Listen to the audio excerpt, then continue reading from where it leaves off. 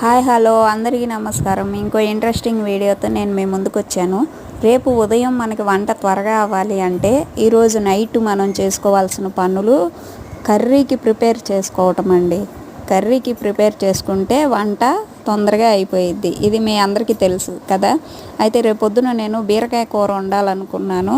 దానికోసం బీరకాయ అంతా చెక్కు తీసేసి ఇలా బాక్స్లో పెట్టాను. దానికి తగ్గ ఉల్లిపాయలు, పచ్చిమిరపకాయలు కూడా నేను బాక్స్లో ఇలా రెడీ చేసి పెట్టుకున్నాను. ఇలాంటి బాక్సులు పెద్ద పెద్దవి పెట్టుకుంటే మనం కూరగాయలు కట్ చేసుకొని ఫ్రిడ్జ్లో పెట్టుకోవడానికి బాగుంటాయి.